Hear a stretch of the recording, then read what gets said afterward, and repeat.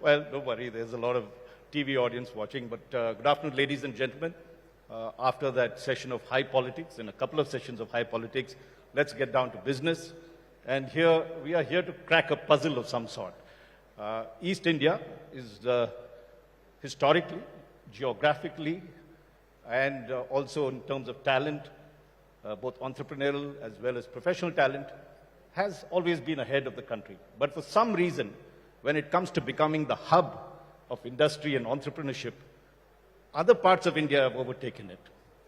And so we have a very eminent panel here, and let me briefly introduce them. They have long biodatas, I won't get into it. On my left is Dr. Ashok Lahiri, who's now in a vastly different avatar, as you can see. He's got a dhoti and Punjabi. Is that the way you pronounce it? And former Chief Economic Advisor to the Government of India. Apart from, you're still a member of the 15th, Yes. over, right. So the member of the 15th Finance Commission. And in the middle is Dr. Pronab Sen, another very distinguished economist, principal advisor to the Planning Commission at one point on energy and power, and served as the first chief statistician of India, and was country director of the India program for the International Growth Center. And of course, we have Sagar Daryani, CEO and co-founder of Wow Momo. I'm sure a lot of y'all have eaten in his, his outlets. He has something like 491 outlets across 32 cities, and his company is valued at over rupees 2,500 crores. So we have a wealth of experience here. So let me start with you, Ashok, and I'll go around. Essentially, what I want to do is to get 3 or 4 big things as to what we need to do to make East India the industrial hub and entrepreneurial hub. So let's start with you, Ashok. What would be the 3 or 4 big points and why? Thank you, Raj. The first thing that I want to tell you is that forget industrial hub.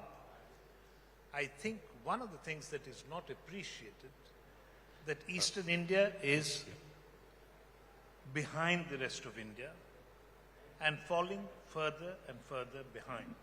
So let me give you some numbers. It seems at times that either we are in denial or it's a best kept secret. So the annual average growth rate of GSDP during 2012 to 2019 at constant prices was 5.2% in West Bengal, 6.0% in Jharkhand, 6.2% in Bihar, and 7.3% in Odisha. So during this almost 10 years, Eastern India, by which I mean the Bengal presidency of 1912, it grew slower than India. So now the question is, your thing about what do you do to become the industrial hub? The first question is that Eastern India must run the course and catch up with the rest of India. It shouldn't fall further behind. But I have evaded your question. What to do? First is that if you look at the country, Eastern India, because of several reasons, Your mic. several reasons, is the most densely populated area in India. I think it's around 650 odd compared to 384 in India. So first thing, again, we cannot but industrialize. Unless we industrialize, there is no way we can do a good job in economic development. And for industrialization, I will not take more time. My point is, there is an infrastructural deficit which was recognized as long back as in 1990, when the left front government at long last realized that it has to do something, and it appointed an international consultant who said that infrastructure needs improvement. And I will rest my case by just saying that many of you must have traveled from Mumbai to Ahmedabad, or Delhi to Agra, or Delhi to Jaipur. Just take a ride from Kolkata to Siliguri, some 540 odd kilometers. If you can make it in less than 16 hours, I'll give you 10,000 rupees as a reward. Thank you. Well, it's an open offer. 10,000 rupees for that. But Dr. Amit Mitra will sort of dispute some of the statistics that you threw. I was speaking to him this morning. He's in Los Angeles, talking about how West Bengal has grown. And he contests your figures in the sense He said this morning that West Bengal was growing at the current prices, what you quoted, at 12%, much higher than the growth rate that is. Okay, okay, all right. All right. And the other thing he talked about was that in the last couple of years, West Bengal government has made rapid strides to industrialize in particular areas. And he pointed to the Silicon City, the new town or whatever that's called at the moment, where a lot of big industries coming. He talked of leather, it becoming a hub of leather, and also the deep port that is coming up in Tajpur. So is that the right spelling? Tajpur, yes. So there is development. So Pranab, how would you see, I mean, what would be the three things? I mean, I know that chief statistician, you can dispute all these figures, but what would you lay emphasis on? Raj, let me be very clear on one thing, which is that quite often the way we look at development is colored by our perceptions about the rest of the world. And when we talk about industrialization, we're usually talking about large industries catering to a national market. Now, that's not necessarily the only model that can or should be followed. And one of the things, as a chief statistician, I'm making this very clear. While we have very good data on organized sector, whether it is industry or services, our database on the unorganized sector is exceedingly poor. But whatever little information that we do have tends to suggest that the development pattern that we are seeing in the East, and this, by the way, includes not only the states that Ashok talked about, but includes Assam as well, has been really small industrialization catering to local markets. Now, if you put it that way, there is a natural restriction on how large these industries or these service entities can grow. And the only way to expand, the only way to make your presence felt at the national level is to be able to address larger and larger markets over time. Which means we have to think about integration. Now, if you think about the way you have phrased this particular session, you've talked about Eastern India and the need to integrate Eastern India. Right? That's not good enough. Mm-hmm. It certainly is an important starting point because, again, if you look at the history of development, it rests on two pillars. The first pillar is trade happens between countries or communities which have similar consumption patterns. The second is for that to benefit everybody, there must be differences in production structures. Well, now what has happened all over East India is the consumption patterns are roughly similar. However, the production patterns are roughly similar as well. So we are competing for the same markets over and over and over again. Right. We need to break out of that.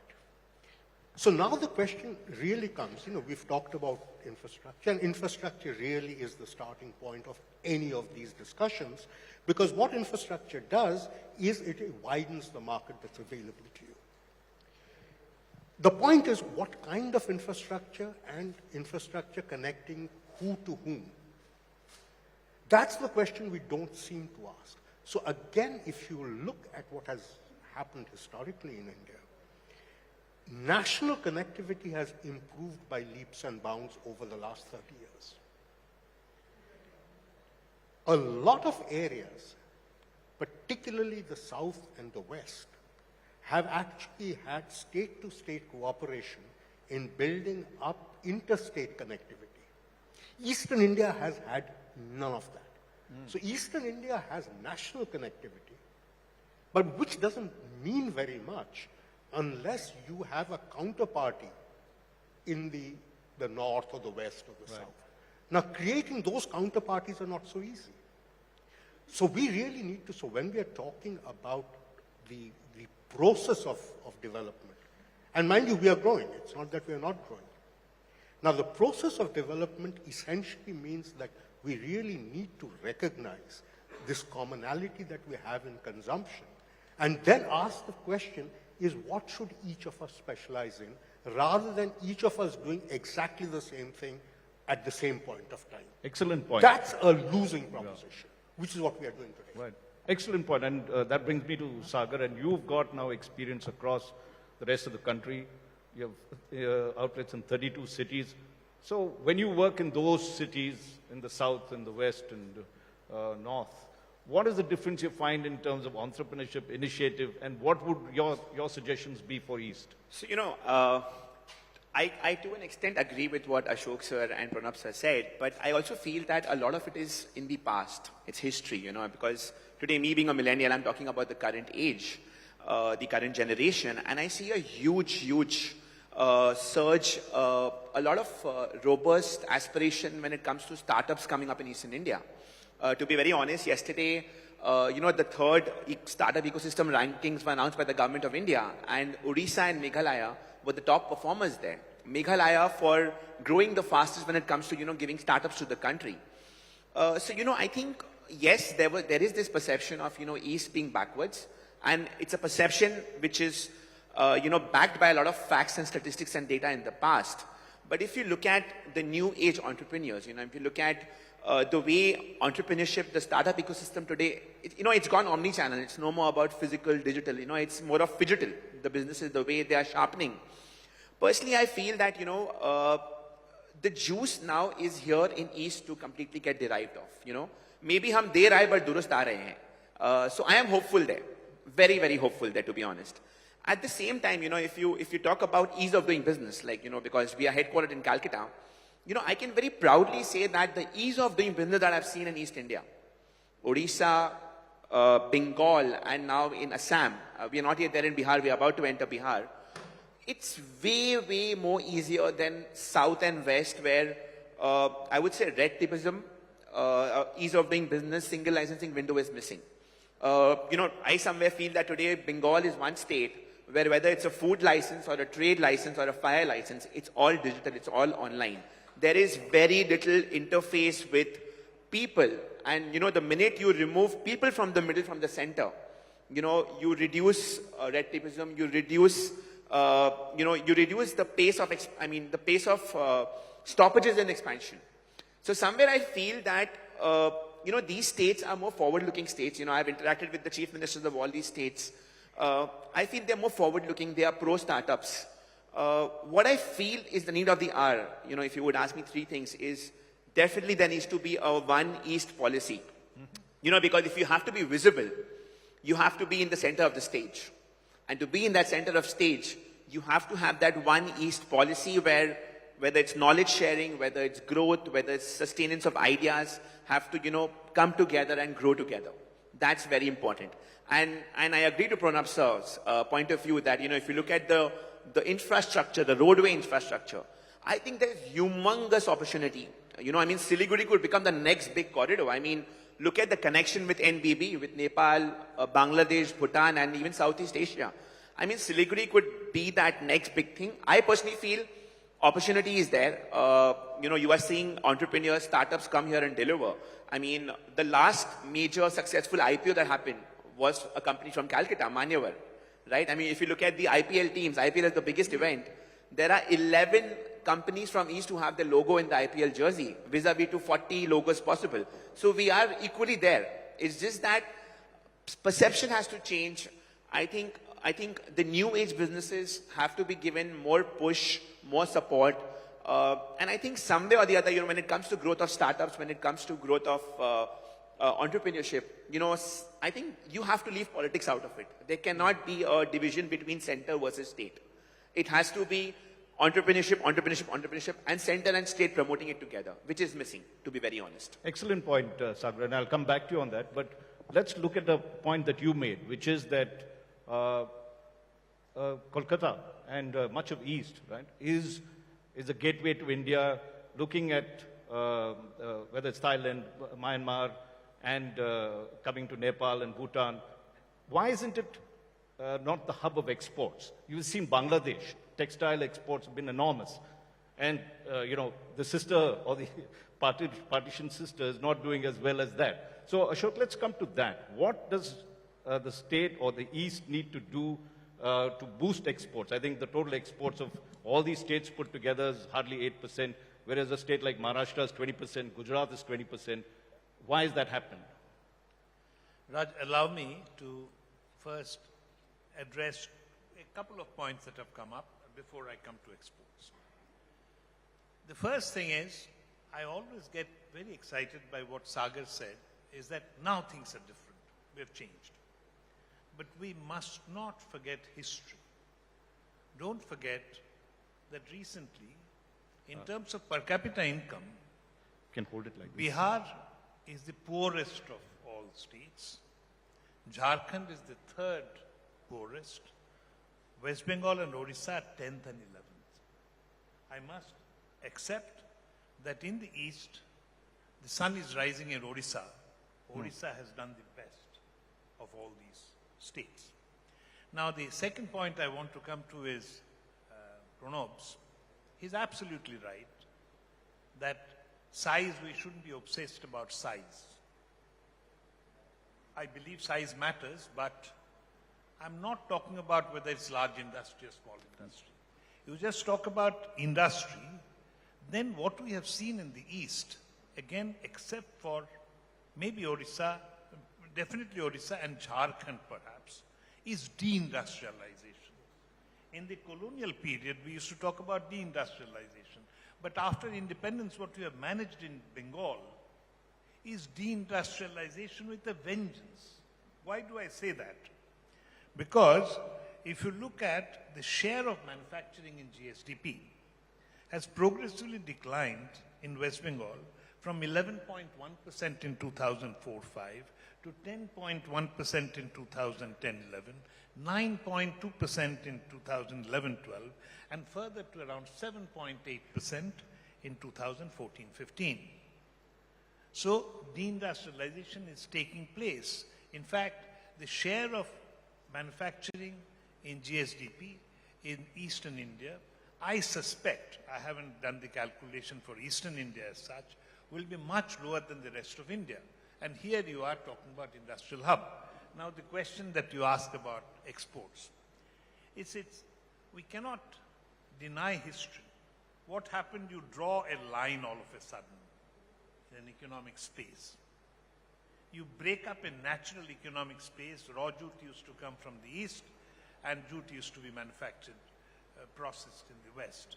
You break it up and you disrupt. Now, exports. I will talk about my personal experience now that I'm an MLA, as they say, Bidhayak. I do travel to various areas, and I have been to both Benapole, Petrapole and Hilli. Now, Hilli was a prosperous border town, not on Bangladesh and India border, where If you can just tilt it like this. Where there used to be prosperous trade. Now you go there, the rhetoric is very high, but whether you go to Fulbari, you go to Krishnanagar, Radhanagar, you go to Benapole, Petrapole, there is mysterious long queue of trucks. And I don't know, but reportedly, speed money has to be given to facilitate border trade. I can't tell you because I have no evidence. But Ashok, now you're playing politics as well. No, but this is, I'm saying, this is not new. This is old. Right. And here, the point is that this trade, now when you have this kind of a thing, think of the truck rental. You rent a truck and keep it stationary for a day. You have to pay money. So how much cost goes up? And all the speed money that is being paid, including for overloading, this acts like a tax. The problem with corruption is that it acts like a tax. It increases the cost of trading, and that's the reason it's not happening. And I'm very fond of saying that we are unfortunate that the sun rose in the east. It started from Japan, and it kept the beams started coming, but it somehow stopped in Thailand. In Myanmar and Bangladesh, it didn't come. So it's very unfortunate that we haven't been able to benefit from the East Asian miracle. But I don't think that it's never going to happen. That's not true. Der hai, magar durust hai. Hoga zarur. The question is when. Well, let's ask Pranab on this. Well, and can I ask you to address a issue? I mean, in terms of center and state relations. Now, you've served at the center. You've looked at planning commission plans and everything else. What do you think needs to be done? Is government important? Do you think the cooperation between center and states critical? Or East has been neglected for its own reasons? Look, in this particular matter, in my opinion, the center's role is relatively small, and the main role, to my mind, is really resolving differences between neighboring states. So it's really being the arbiter between this interstate quarrels. Other than that, the main focus really is the state and the relationship with neighboring states. That's really the key issue. But this is where I really wanted to ask Ashok a question. Because in a sense, what he just said, yes, I am. No, this is a clarification. Ask him the political question. You talked about this long line of trucks on the India-Bangladesh border, right? And all the places you mentioned. Have you been to the Bengal-Odisha border? Do you also have a long line of trucks? You well might. One of the things that I love doing, and Rahul Kanwal is there, I even and Kali was there, yeah. We traveled across Eastern India covering the elections. I love traveling. So I've traveled from Odisha, Bhubaneswar to Koraput. No, on NH, what is that called? That's called NH1, I think. East Coast. East. I didn't find that kind of. Now it's much better. And I live on the Gurgaon side of, except when I'm in Kolkata. In Delhi, I live in Gurgaon. And in Gurgaon-Delhi border also, it's not that bad. Haryana-Delhi border. It's much worse in Bangladesh border. You should actually go, as our former chief statistician, as a noted economist, you should go and visit. And I would request all the political leaders, including from the ruling party, to go and see what is happening. No, because a logical conclusion follows from what you just said, which is the rest of India has to trade by sea, whereas East India trades by land. Well, maybe that's where the difference is. No, that could change, and I'd, of course, like to come to Sagar and a few other points. In terms of an enabling environment, you did talk of the fact that things have changed. What is it that you would want the center to do? You are expanding. And if you look at exports, I mean, you've got a brand that can move out of it. What are the kind of enabling things that you'd want to do? I mean, if you talk about exports, there's this brand called YY from Nepal, which is there in 35 countries, 3.5 billion noodles that they supply, right? So I think the opportunity is there. It's onto you to grab it. Like I keep saying that, gone are the days of Calcutta, Bombay, Delhi, Bangalore. I think the real juice, the real Bharat is in the tier 2 cities. I mean, I've always believed that our population is our biggest strength. We are a consumerism economy. I mean, look at the kind of, startups, D2C startups coming up in a Bhubaneswar, in a Bombay, in a Patna, in an Indore, in a Bhopal. I mean, not just East, but, you have that juice coming out. I mean, and the initiatives that, the respective center and state governments are doing. The problem is that, for example, you have the initiative called NEED, which is Northeast Entrepreneurs Development Initiative, which is more of a central thing. And then you have a state thing like a startup Odisha policy. The problem is that, like I said, when it comes to entrepreneurship, when it comes to development, it cannot be state versus center. It has to be entrepreneur, and the state and center coming together. I think that is something which is lacking. And like I said, I mean, if you have to be in the center of the stage, I mean, if you have to be visible, you have to be in the center of the stage. And for that, I think what is important is the One East policy. Because, if you do feel that East is neglected or it's not yet reached its full potential. I think we all need to come together because, like I said, the juice is here, the juice is there.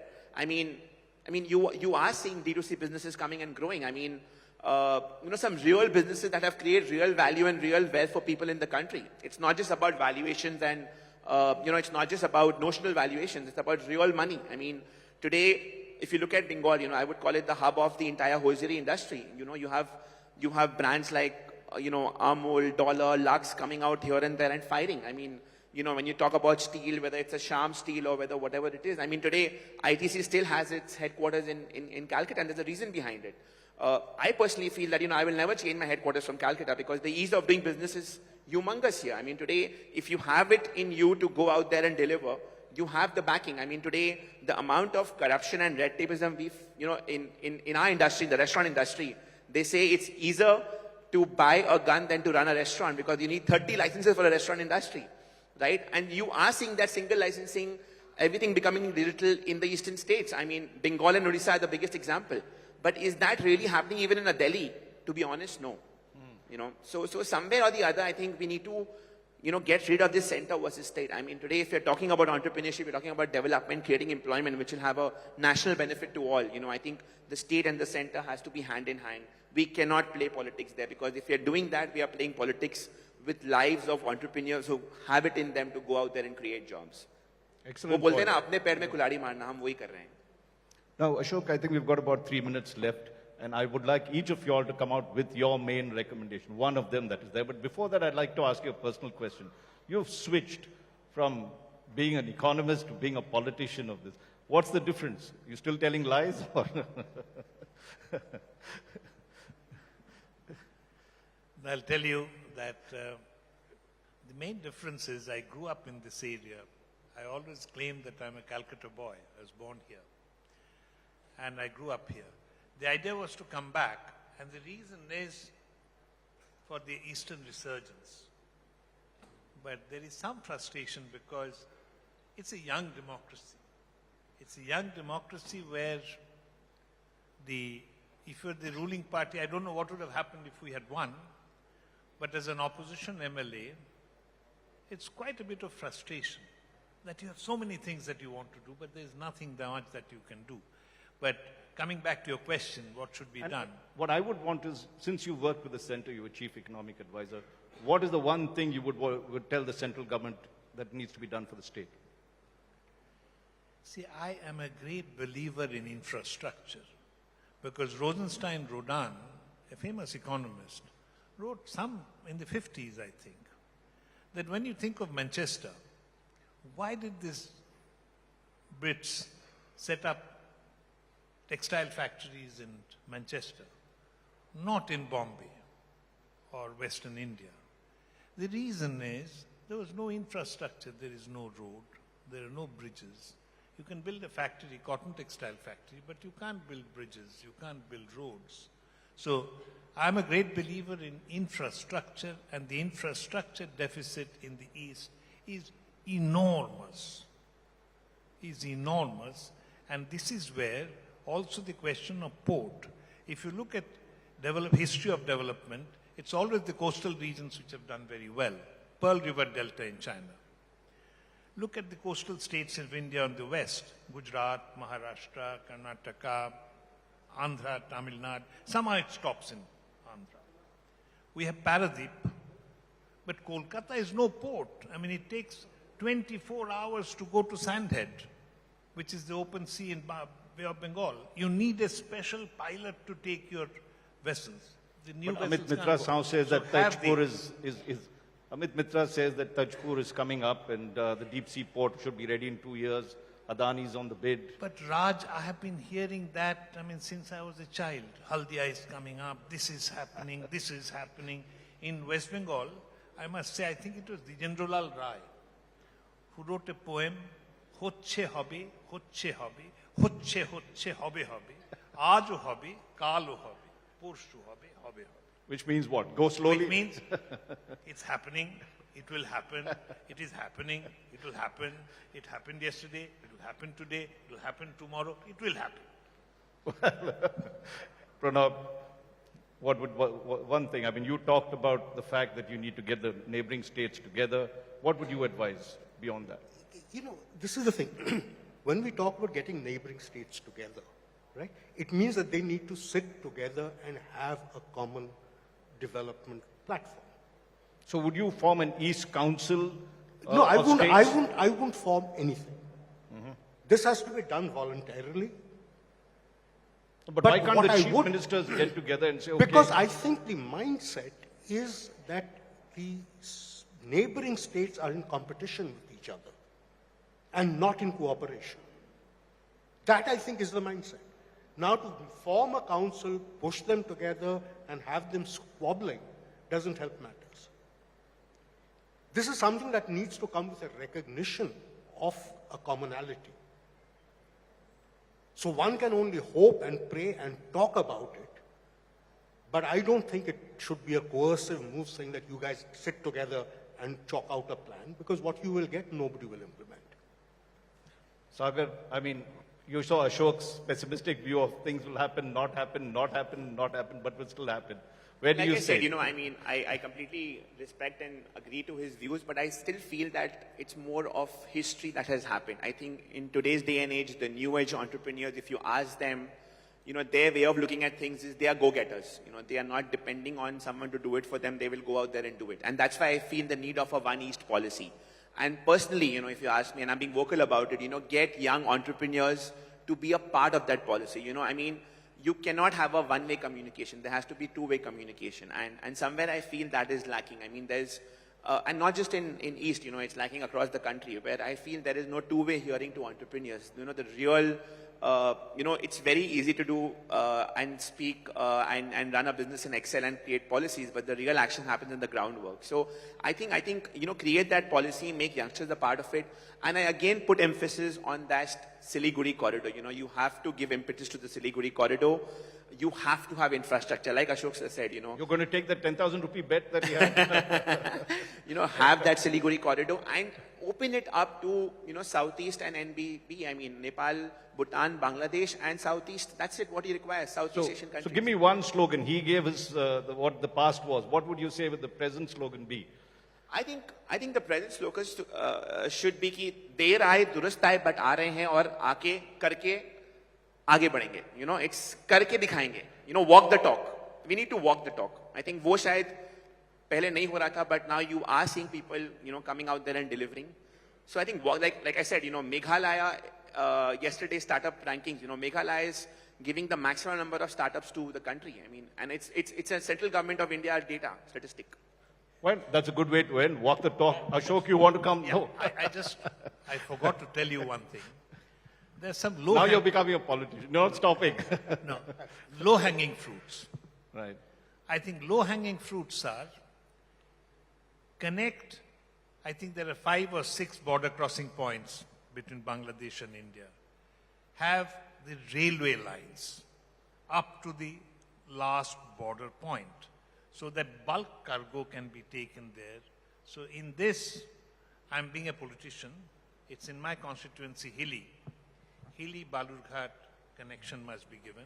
And the next is Hilli-Tura corridor, which connects the peninsular India with Meghalaya, Tura. It's only 100 kilometers, and it can connect the northeastern part of the country to the rest of us very easily. And it's a win-win for Bangladesh also, because they will get a bridge. And we should have the Hilli-Tura corridor. That's also near your constituency or no?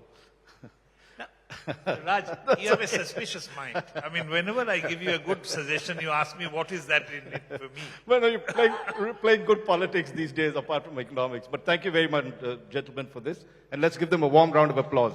Thank you. Thank you.